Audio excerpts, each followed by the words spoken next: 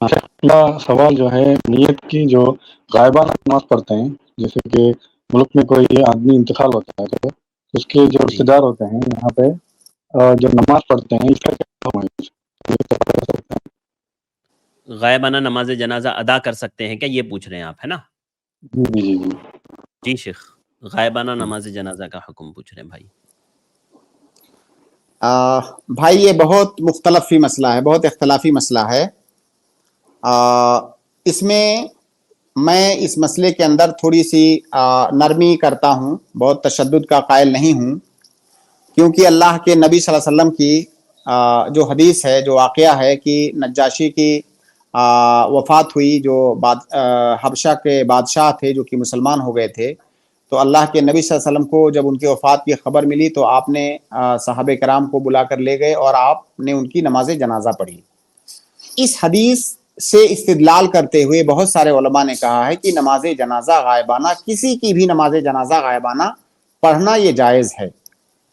بعض لوگوں نے کہا ہے، بعض علماء یہ کہتے ہیں کہ نجاشی چونکہ ایک بادشاہ تھے،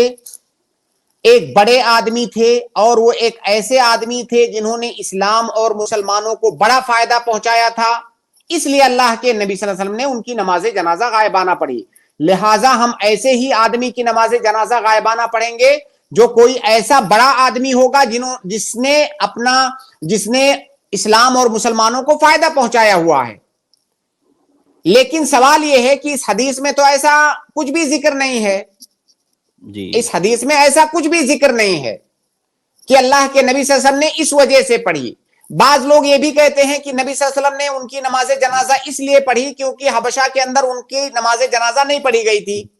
اس کی بھی کوئی دلیل موجود نہیں ہے۔ اس پر بھی علماء نے، حافظ ابن حجر وغیرہ نے رد کیا ہے کہ بھائی وہ بادشاہ تھے، ایک بادشاہ وقت اسلام لائے گا اور یہ کہنا کہ اس کے آس پاس کوئی مسلمان نہیں ہے، یہ بات تو عقل میں نہیں آتی ہے۔ تو یہ کہنا بغیر دلیل کے کہ ان کی نماز جنازہ نہیں پڑھی گئی تھی، ایسی کوئی دلیل موجود نہیں ہے۔ تو لہٰذا اگر کوئی انسان نماز جنازہ غائبانہ پڑھ رہا ہے، عام آدمی کی بھی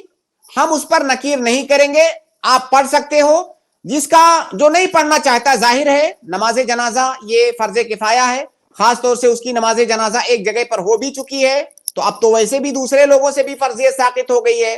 تو اگر آپ کا دل نہیں کہہ رہا ہے تو آپ مت پڑھیے۔ اگر کوئی پڑھ رہا ہے تو انشاءاللہ اس میں کوئی حرج کی بات نہیں ہے، اس کے لیے دلیل موجود ہے، علماء کے اقوال موجود ہیں، لہٰذا اس مسئلے میں بہت زیادہ جھگڑنے کی اور شدت اختیار کرنے کی ضرورت نہیں ہے۔ اگر کوئی پڑھنا چاہے تو پڑھ سکتا ہے، کسی کا دل مطمئن نہیں ہے تو مت پڑھے۔